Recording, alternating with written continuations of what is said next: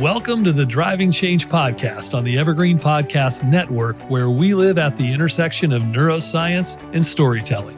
If you love great stories and you love understanding the mindset it takes to be a world-class change agent, then join us as our fascinating guests from all walks of life unpack their unique journeys of perseverance and passion, of expertise and experience, and be inspired to use your own story to drive change.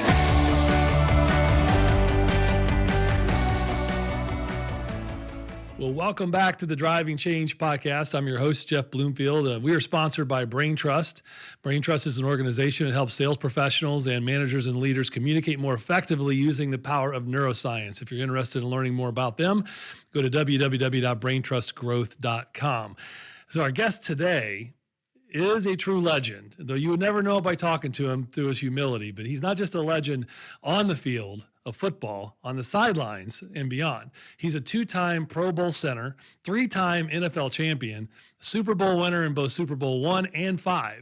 He played for coaching greats like Vince Lombardi and Don Shula. He snapped the ball to Hall of Famers like Bart, Starr, Johnny Unitas. And then as a coach, he led Alabama to an SEC championship. He revived programs at places like Georgia Tech and Kentucky, and he literally built Georgia State's football program from scratch.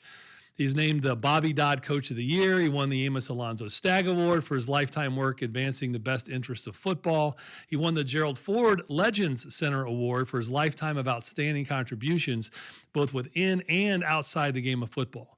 Now, off the field, he served as president of the NFL Players Association during one of the league's most pivotal moments, and then later became a respected leader in both business and academics. And I also remember there's times when he was an ESPN analyst and his voice really became synonymous with insight and authenticity.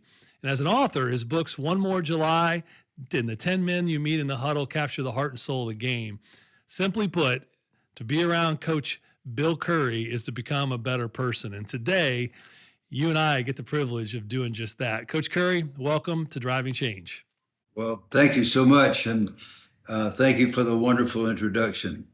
Well, it certainly is an honor to have you on. And, I was thinking back to a couple seasons ago. We're here in Cincinnati. And I had Anthony Munoz on, and he's become a friend over the years. And I think about legends in the game like that, and that preceded folk. You preceded folks like that, and folks look up to you from that generation, look up to you in the early generation. And I grew up on a farm in Ohio, and now this will tell you back the Browns and the Bengals. Those are our two Ohio teams. Yeah. Right. So we are still starving here in Ohio for a Super Bowl champion. And here I'm talking to a legend who's been one of the earliest Super Bowl winners. So tell us a little bit about, before we jump into that part of your life, I want to go back, take us back and tell us a little bit about your upbringing, where you came from, what it was like being little Billy Curry. Who were those early influencers in your life, and a couple memories you have from that time? I grew up in College Park, Georgia. I was born in Atlanta. My mom was 9 months pregnant, 20 years old. My father was a captain in the United States Infantry. We were in the midst of World War II. It was 1942. And his name was Willie Alexander Curry. And he told that his 20-year-old bride, if this child comes while I'm gone, he had to go back to Fort Hood, Texas, because I was late arriving. He had come home for the birth, and I decided not to show up. And so he said, whatever you do not name the child after me if he comes when I'm back in the service. So he goes back to Fort Hood. I arrive, and Mom keeps, she follows his orders. She names me William Alexander Curry instead of Willie Alexander Curry. So technically, really, I was named for my dad, and my dad was the greatest competitor I've ever known. He was a great physical education instructor for the field grade troops, field grade officers that were going to Europe. It was his job to get them in physical shape at Fort Benning, Georgia, for Fort Hood, Fort Benning, and several other forts around the South. I grew up traveling with him. My first memories are of him in his uniform. He had grown up a sickly, skinny child not allowed to go out for rough sports by his very dominant mom. He was, as I said, an only child. He was a bookish kid. And so his senior year in high school, he sneaked out for football. He was a 5'11", 190-pound, no, 142-pound defensive end. Wow. And he loved it instantly. And meanwhile, there was this wonderful coach at the Athens YMCA. He grew up in Athens, Georgia. And L.H. Cunningham introduced him to an Olympic barbell set. 4 years later, he was 191 pounds and the light heavyweight champion of the United States of America in the Olympic lifts. Wow. Nobody could beat him. He would have lifted in the 1940 Olympics if the war had not canceled him. He was that strong and that powerful. He was used to going to work and whipping people into shape every day. And then I was there as his first son. So imagine what my life was like. I was taught all kinds of things in the weight room. Always, I must confess, it was almost always with a loving attitude, but expecting me to be a hard-nosed guy and to love the weights and to be a dominating presence in my own right. And I did not want to do that. I was not interested. He could tell, and it created a difficult situation. He had a bunch of other coaches because he had come back to College Park, Georgia, and he was coaching at what was then Georgia Military Academy. It's now Woodward Academy. And he was anti-religion, anti all this loving stuff. But he had some other coaches that were just as tough as he was that were on the coaching staff. And they were active Christians at the local Presbyterian church. So they talked him into letting little Bill go to church, go to Sunday school with their boys. So I loved that. I was 6, 7 years old. After a year or two, Pop said, well, what are they teaching my son at that church place? And his buddies said, if you had any guts, you'd come find out. So he did. He quickly became a vibrant Christian, taught Sunday school to teenagers for the next 50 years. And I saw my life change because his attitudes all changed due to his faith in Christ. So I've never been able to deny that part of our family's existence. He wasn't perfect, but he made a drastic change, shall we say, or he was changed. That was the most important part of my very early life. Then along came sports, and the very thing that Pop didn't like was baseball, and I loved that more than life. I wanted to pitch for the Yankees. When I got to the 6th grade, I had 2 goals. I wanted to marry Carolyn Newton, the most beautiful girl in the world, and I wanted to pitch for the Yankees. And many years later, we look back, and I was 50% successful. Carolyn and I have been married for 62 years. However, she would not speak to me for 6 years. I was very persistent. This is a brief overview of what happened to me. But meanwhile, I went out for this other sport, which I detested, called football. Because in College Park, Georgia, if you didn't play football, you didn't get a date with anybody. And certainly not the beautiful Carolyn Newton, the greatest cheerleader of all time. And she really was. So I had to go out there and doing these crazy things, running into each other. I hated it. And there came a day when my coach, Big Bill Badgett, decided that young Bill Curry was going to make a decision. So we're in a scrimmage. We love to scrimmage. He said, okay, we're going to let the first string go against all you little fellas, all you scrubs. And we love that because we get to tackle the big guys, except that I was scared to tackle most of them. The idea of contact was not something that appealed to me. It might harm my curveball. to the Yankees. So we had a big all-state fullback named Roy Betzel. Roy comes running off tackle. Nobody, I'm not blocked, and I slip over and I kind of slightly put my head, and he splatters me and runs on in the end zone. And I thought, okay, I made it through that. He didn't kill me, and so good. And then I noticed that it was very quiet, and our head coach never raised his voice. He said very quietly, "Run it again. Betzel, run the ball in the 5-hole." That was where my responsibility was. And he said, "Don't block Curry." So I was unblocked. I slide over, and Betzel tramples me again. He was not happy with me for writing this in a book, but it happened. He says it didn't happen. Roy was such a good guy. And I thought, okay, I made it through that. And then I heard those soft words again: run it again, run it again, run it again. Until finally I made up my mind. A little voice from deep inside. It's the first time I had ever heard this unconscious voice.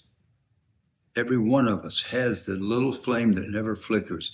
And it said to me, "You have a choice in this matter. You don't have to be gutless your whole life." So I bent my knees, I moved over, I got in front of the great Roy Betzel.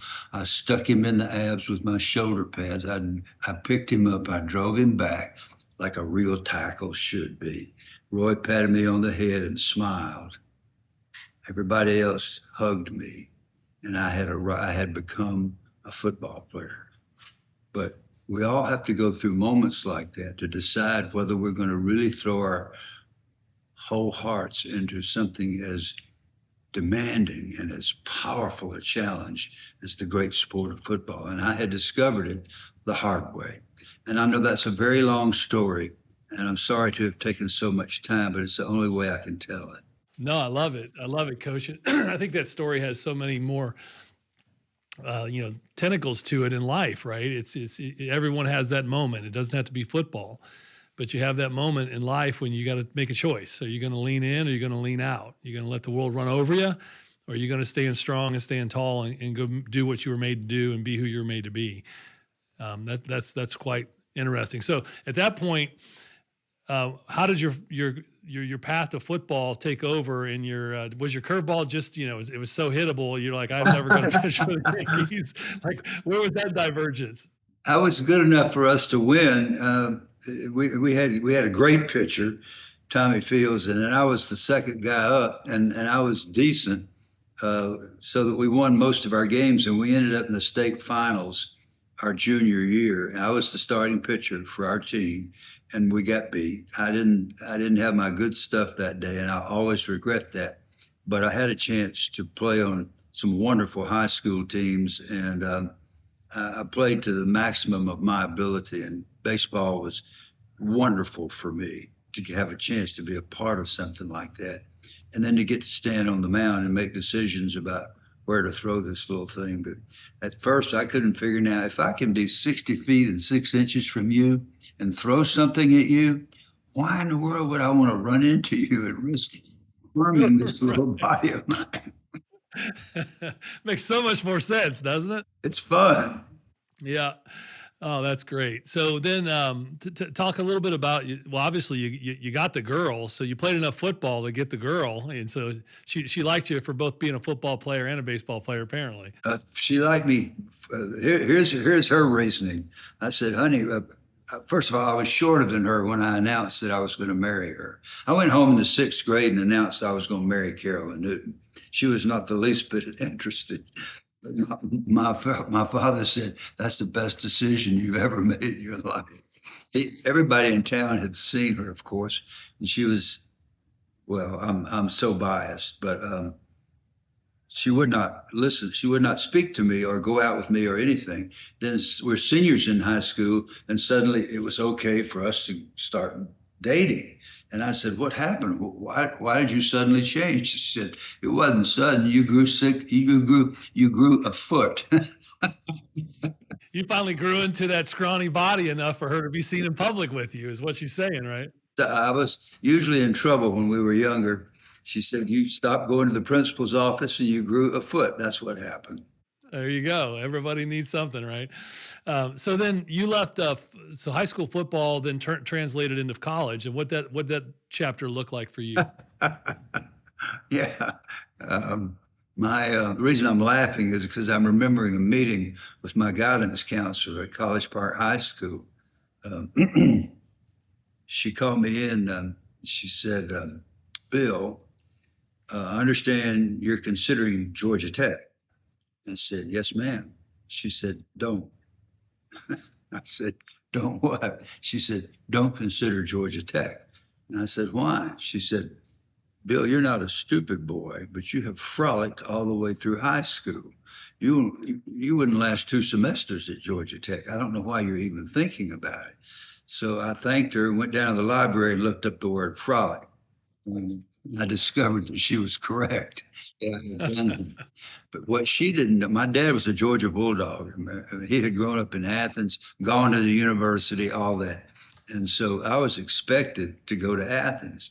But I had gotten a hold of a map and discovered that Athens was not the closest campus to Agnes Scott College. Agnes Scott is a woman's college in Decatur, Georgia. Guess who was going to be at Agnes Scott College? I couldn't even imagine. Georgia Tech. Georgia Tech was 8 miles from Agnes Scott, and that's one of the. That's not the only reason, but that's one of the main reasons that I attended Georgia Tech, and it worked out very well. So when did you switch? So you became an offensive lineman, and obviously early days. Like, were you an offensive lineman in high school before, like when you graduated? Is that what you did when you went to Georgia Tech? We had such a small squad. We played both ways. So I played Yeah, I was linebacker, going to ask that. played linebacker on defense and offensive center on offense, and I loved playing linebacker. I wanted desperately to be a linebacker, and I had the privilege of doing that at Georgia Tech my senior year. And then when I got in the NFL, um, I can't. We don't have time for the long version of the story of how I went from Green Bay and then was put on an expansion list, and then claimed by the New Orleans Saints, and then Don Shula traded for me because he wanted me to be on special teams, and he let me play linebacker for 1 year. And my position coach was Chuck Noll. Can you believe it? Oh boy. So my head coach is Don Shula. My position coach is Chuck Noll, and I'm still not good enough to play linebacker. If you can't play with those two coaching you, you better go back to offensive center, and that's what I did. So I ended up at offensive center by default because really it was the only position I could play. But so I learned to love playing offensive center. So give the audience a little bit of those who don't know football. Like today, we look at these players and they're, you got guys that are just monsters. I mean, they're 6'6" and 320, and they're running a 4.6 40. Like back then, how big were you in your playing days at center? I was never over 240, and the guys today, as you say, they're 340, and they can run. Now, we had some really big guys, but the really big guys that we played against, and they were great players. They're in the NFL Hall of Fame. We're talking about Merlin Olsen and Deacon Jones and Joe Green, and they were in the 280s. They were big guys, but they were still 50 pounds lighter than the guys that are playing today. In today's football world, I would be a water boy. That's what I would be. So I don't want to spend a ton of time on this part of it, but I'm always fascinated. I mean, I loved sports growing up, and much like you, I didn't like running into guys. I liked throwing the football, and I much prefer pitching in baseball for the same reasons that you outlined earlier. I'm curious though, back in those days as a center, because I always feel like the center is not only got to be one of the smartest players on the field, they also got to be one of the toughest players on the field. Because they're helping read the defenses, they're keeping their other offensive linemen in line, and they're usually up against somebody bigger and stronger. What was that like back then, playing in those days against those guys, and how? Because it sounds like you had a mean streak and a toughness in you that you discovered younger in life. Like, how did that play out for you on the gridiron when you knew you were a little bit outmatched from a size and potential speed standpoint against some of these guys? I know some of them you were talking about are defensive ends, but some of them weren't. Some of them are nose tackles. They're coming right over top of you. The best way to describe it, and I'm almost literal, not quite, but almost. High school football is just basically warm up. I mean, you think it's hard, it's not. If you've got a really hard-nosed coach, which we did, then there can be some hard days. But it's the high school coaches are careful, and they should be. College is a petting zoo. College is a petting zoo. You run into each other, you tackle hard, you block hard. The NFL is a jungle. That you're up against forces that can shatter your bones, and they did.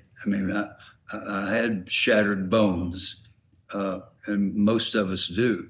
And I'm not bragging, and I'm not complaining. I'm just telling you that you're out there in the midst of a kind of violence and force that you cannot imagine anywhere else in the world. And yes, the guys are much bigger and faster today, but they were plenty big and fast then too. My first day with the Green Bay Packers, I was lined up against a guy named Ray Nitschke. And oh boy, go through the Hall of Fame, you'll see Nitschke all over the place.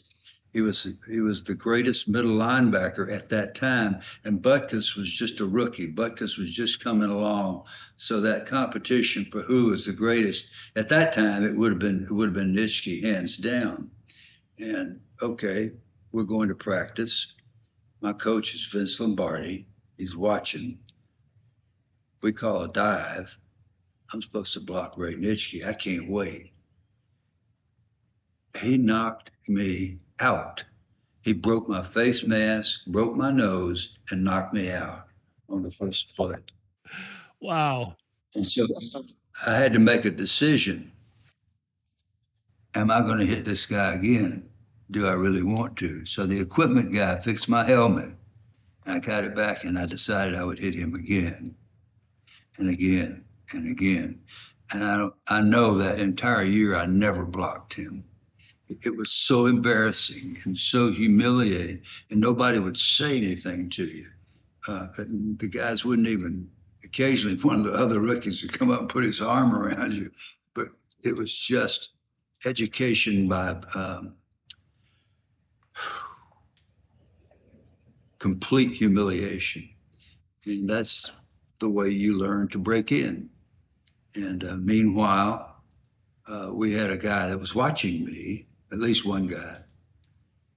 His name was Willie Davis. He was the captain of the defense, also a future Hall of Famer, also one of the greatest players of all time, also the toughest guy on the block.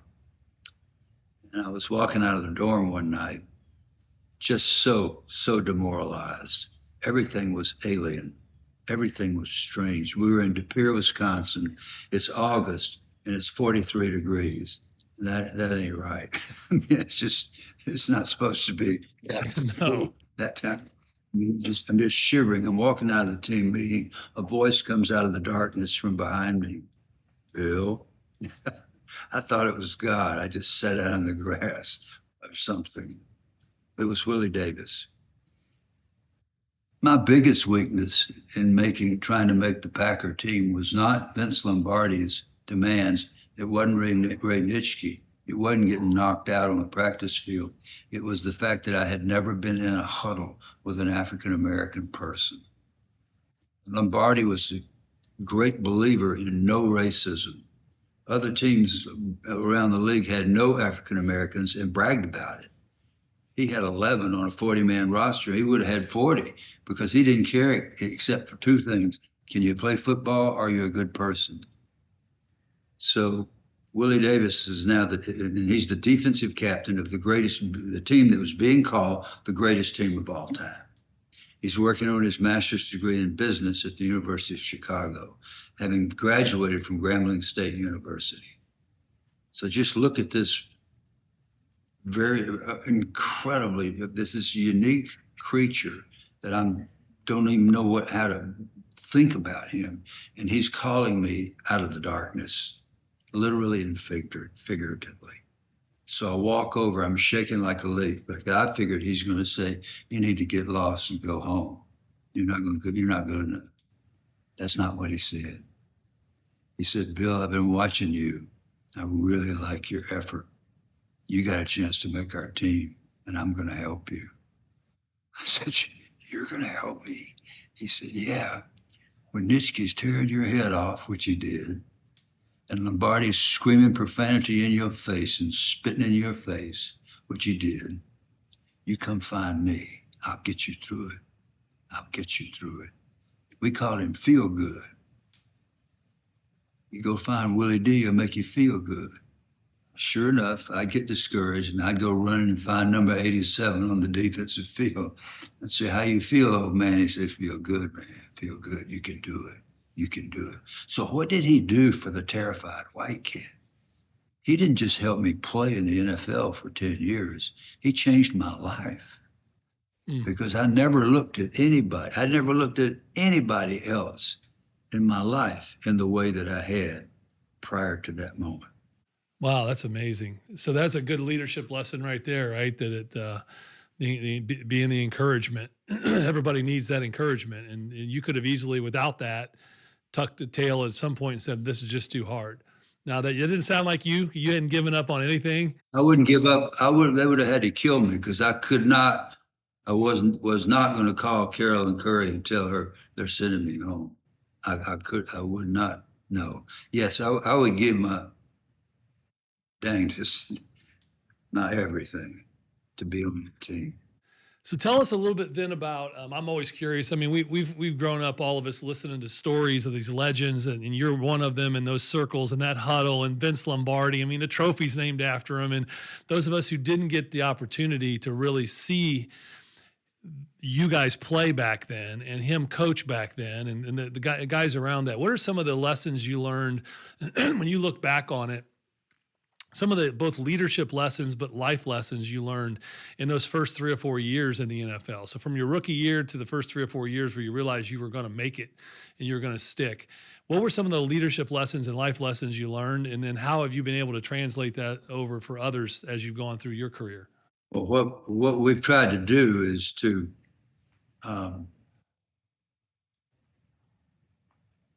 synthesize what we've managed to learn, what we're so often forced to learn on the football field, and present it to other groups of human beings, all kinds of groups, business groups, spiritual groups, religious, church, football teams, girls volleyball teams. I mean, anybody that will listen, because what you learn is that when you walk in the locker room, if you want to be good, and not all teams really are willing to pay the price to be excellent, but if you want to be good, then you're going to treat everybody with respect.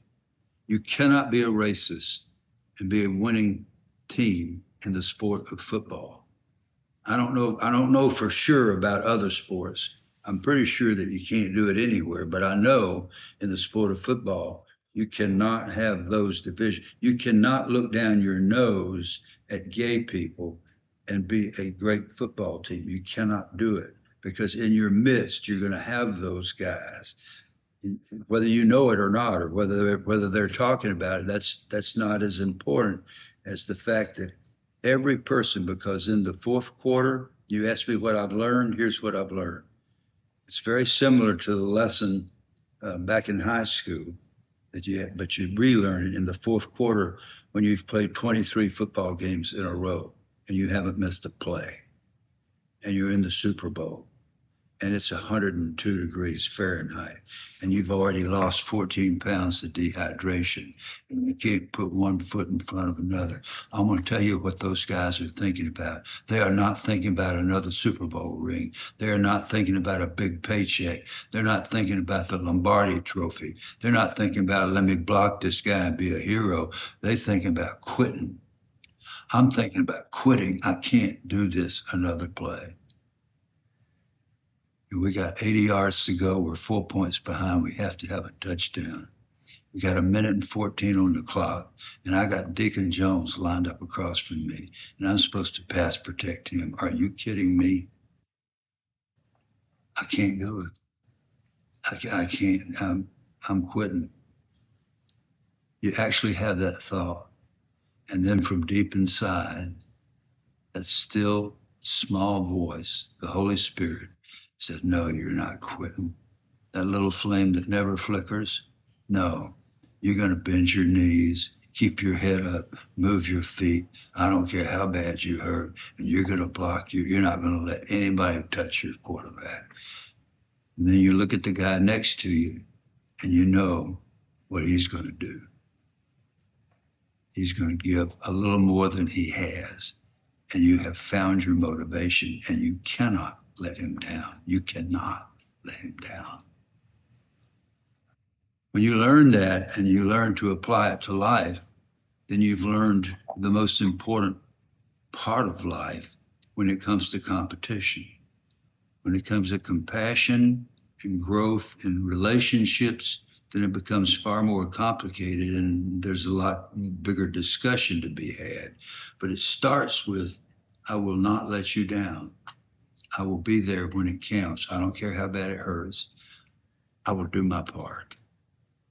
And if you do get beat, and we all do, I will confess that I got beat and I will get better and I will make sure it doesn't happen again.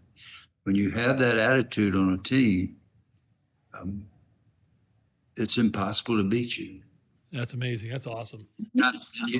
And the beautiful part of that is the best outcome of that dynamic within the soul of the human being is not the fact that you get another ring, not the fact that you're another hero. Again, you won a game or you won a bunch of games. The fact is that your life has been changed, and now you can display that love and compassion to your children and to other people's children and to people, frankly, that you don't like. We're ordered in our faith to love those that hate us, to love our enemies. That's not a request, that's an order. Matthew 5:44, love your enemies, love those who despitefully use you. That's a hard one. That's the hardest one for me. I said, do I really have to do that? And I get the answer, yeah, you got to do that.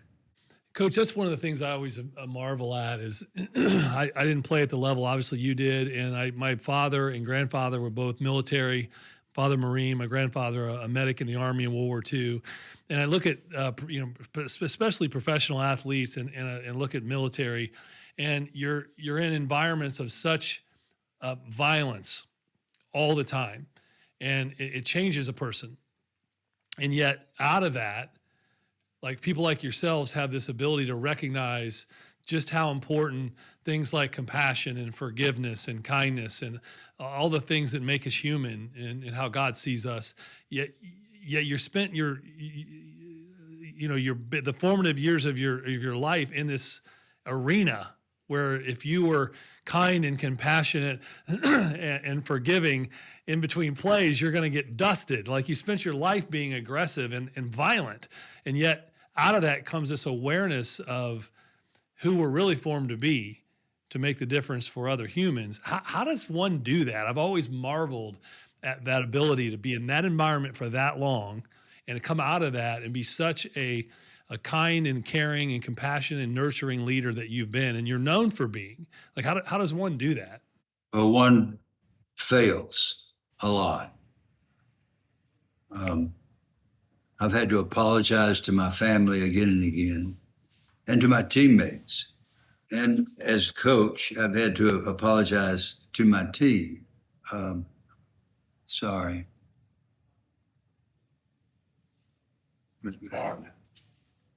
Mistake kindness for me. Oh, okay. I just got a great reminder from a good friend. When you go on the field, you realize at some point you're walking, yes, you are indeed walking into a jungle, And there's somebody out there that would be delighted to break your leg or knock you out.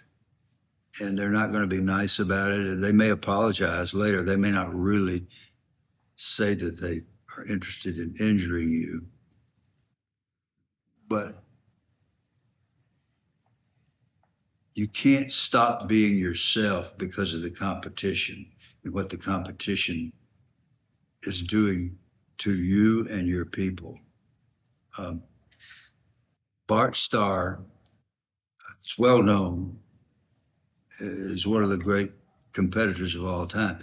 He quarterbacked 5 world champions in 7 years. That will never happen again. And he had a great saying that he said over and over and over again: never mistake kindness for weakness. Mm. To be kind off the field didn't mean that you were going to be weak when it came to time to compete. And there's a legitimate argument about whether sports like football should have a place. Should we encourage young people to run into each other? And now we're having all kinds of research, which we should, about what happens to the head when you put that helmet on and smash into each other. I've had our son and both our grandsons, both our oldest grandsons, all played football, and they're all fine, thank goodness. But we've got to deal with this thing of smashing our head into each other and find a way to, through rules or technique, to stop injuring our brains so badly. When we find things like that, because they're not going to stop the game. Right. Too much money.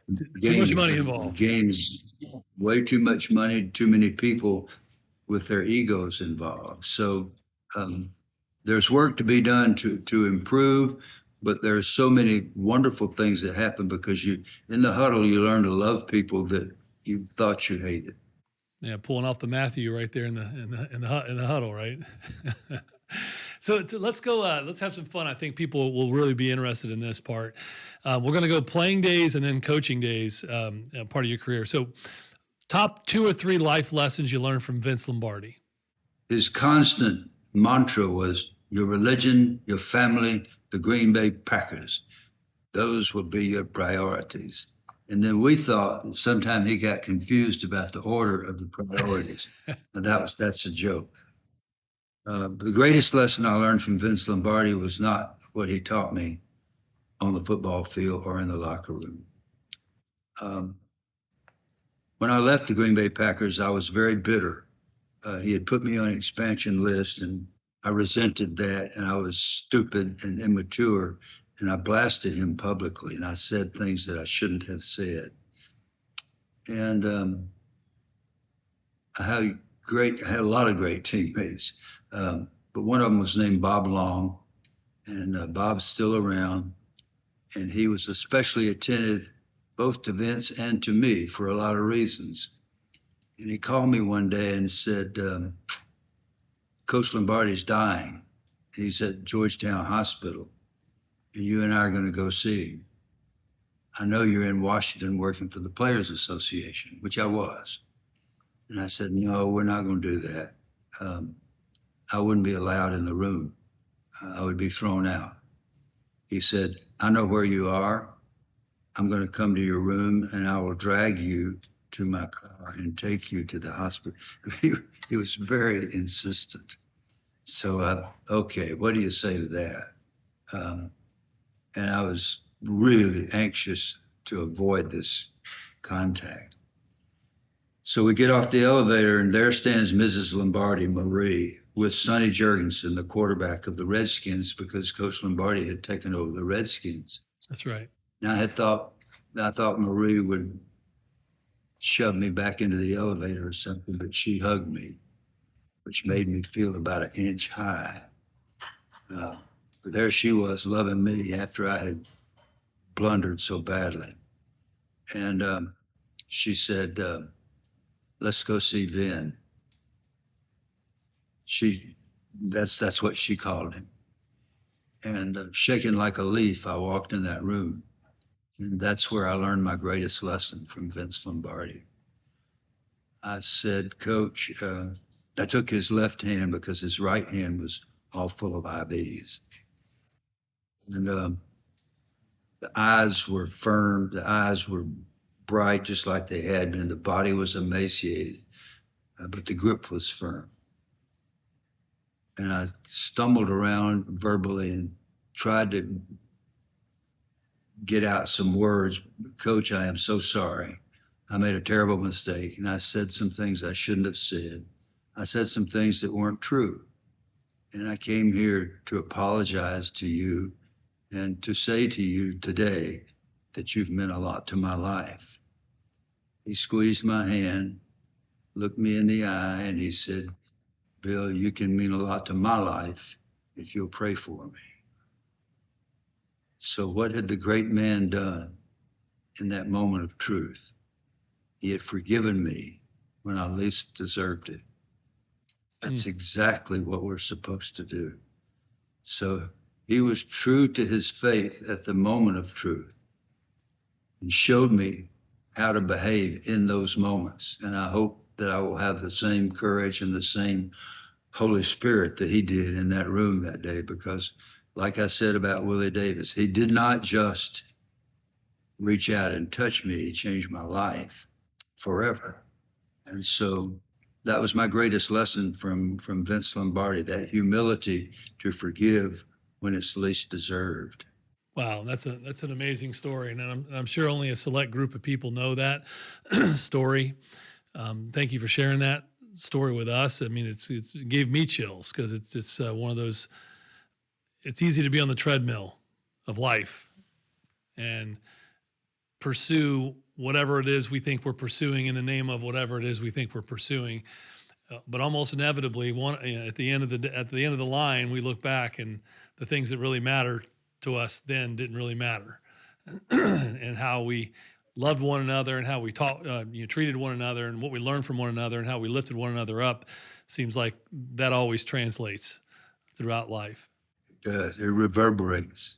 So when you think about those coaches that had those impact on you, from Vince to Don Shula, others, Chuck Noll, you mentioned others, as you became a coach, did you have a real intentionality to taking all of those personas and bottling them up in there, or did you just kind of figure that out as you went along as a coach? Like, what kind of coach were you? Did you want to be that on purpose, or did you evolve into the kind of coach who looked at people as, like you just mentioned, you were there to develop them as men, not just develop them as players? But did you have that out of the outset, or is that something you had to kind of evolve into? Because you're known for that. But I'm just curious, like, it seems like you pretty good self-awareness along the way, but sometimes, you're a head coach for the first time, and like, were you picking up a lot of the things you drew on from the previous coaches, or did you kind of have I got the Bill Curry playbook here, and it's going to be to build winners in life, not just on the field? Wow, great question. The worst possible preparation to become a head coach in college football is to play in the NFL for a long time. Because what happens is, there you are, and yes, you referred earlier to the dualities and the complexities of the center's responsibility. You spend a lot of your time studying, because you have to be able to go to the line with the snap count and know that the quarterback changes not only the snap count, but he changes the snap count and the play and the blocking pattern. And you've got to look up and down the line and call the blocking pattern for the remainder of the guys, and locate your responsibility and hike the ball all in a matter of a hundredth of a second, or it feels like a hundredth of a second. I'm sure it's a little bit longer than that. And so that's what you spend your time on. And so I learned one thing in the NFL, and that was how to survive as an offensive center. That's what I learned. I learned nothing about staff formation, fundraising, recruiting, organization, nothing. Right. And yet, because I played for Vince Lombardi and Don Shula and Chuck Noll and Chuck Knox, everybody thought I was smart. I thought I was smart, and I was helpless. I did not know what I was doing, and I was coaching Georgia Tech players, and they are smart as, I mean, Right. kids are smart. They know when you didn't know what you were doing at practice. So I had to study all the time just to try to survive. That's the answer to your question. Then I had to walk out and act like I knew what I was doing. It was it was mind-boggling. It really was. And one of my players probably have a lot of funny stories that I haven't heard. His name is Ellis Gardner. He came to a speech I made in Chattanooga.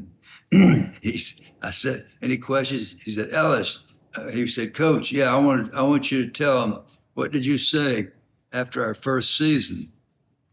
And I said, well, I'm not sure I remember. He said, well, let me remind you. You walked in, you said, we will never go 1-9-1 again. Never. Does everybody understand? We all nodded. Yes, sir. So Ellis said, okay, do you remember what you said after our second season? I said, no, Ellis, but I'm sure you do. He said, because we went 1-10 our second year. He walked in and he said, you said, let me be more specific. You left that one too open-ended, Coach. That was the problem. Boy, I mean, and I remembered him doing that in a team meeting.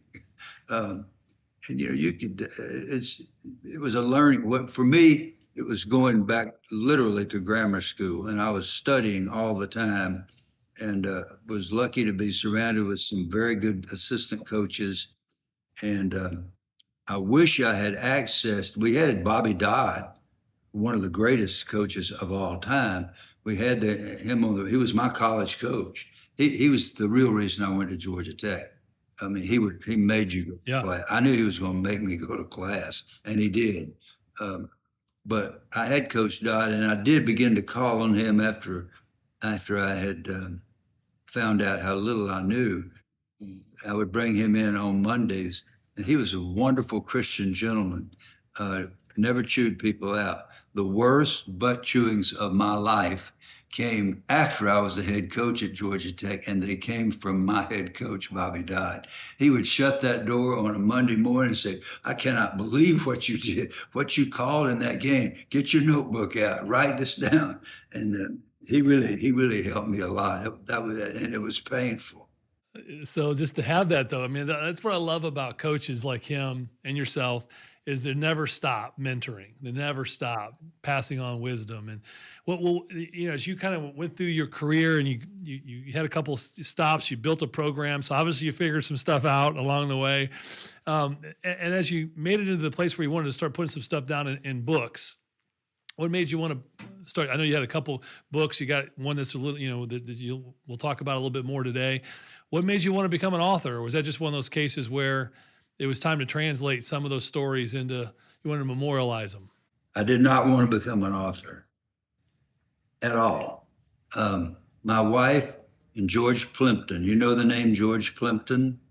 Uh-huh. George Plimpton was a wonderful writer and called himself a participatory journalist, meaning he would go and be on the teams that he was going to write about. And we met when he came to Baltimore in the 1970 season. We were the world champions, and he was going to do a television special, a 1 hour television special in which he was going to actually play quarterback. He was 47 years old, and he was this Harvard educated. His accent sounded, he sounded British, but he was a Harvard guy. And he was going to play. He had been to the Detroit Lions training camp a few years previous and had written a bestseller called Paper Lion. I mean, it sold 1 million copies. That was about his experience as a walk-on quarterback at age 40 in a Detroit Lion training camp and didn't play in any games. Well, this was going to be in Ann Arbor, Michigan, in front of 96,000 people, and he was going to play 4 plays at halftime against the Lions. So he came to our training camp, and he took the hits, and he took the He took the conditioning and all that sort of thing. He and I bonded and became very good friends, very good friends. He was he wrote a book called Out of My League, and that was about pitching in the baseball All-Star game. But he was out of his league again. It was so obvious, and he wouldn't go on the field without me. We had a couple of backup centers, and he wouldn't. He'd say, that Curry fellow, what, would you accompany me, please, out onto the field?" So I would run out there and be his center. And sure enough, we get to halftime in front of all these people and we played at the big house, Michigan. It was Michigan Stadium, and the place was almost full. It was an exhibition game between the Lions and the Colts. And he thought the Lions were his buddies. He thought they were going to be nice to him. They dog cussed him. They cheap shotted him. George was so refined in his sensibilities, and he did okay. He didn't fumble, and he almost made a first down. But his buddies had been so vicious in his mind, and I can't use the words that he used when we left the field, but he said that. No, I went up and put my arm around him. We were walking off the field, and I said, "You did fine, George. I want your people will appreciate this, and you'll have a wonderful TV. That is the most disgusting experience of my life. You guys are demented. All of you are insane. Those people were crazy." I said, that's not insanity, George. That's competitiveness. We're very competitive." But he thought those guys were going to be nice to him. So that's funny. He and I started arguing about that, and it went back and forth. And after another couple of weeks, he said, we need to write this down. And that's how the first book, One More July, evolved. And then the second book, he and Carolyn just flat, my wife, who's a history PhD, they just hammered me into submission until I started working on it. So tell us a little bit what you hope people take away from 10 men you meet in the huddle, and then ultimately, I mean, look, Pete Carroll just took a new job as a head coach. You're not too old at this point. You can still go back and coach. You're not done.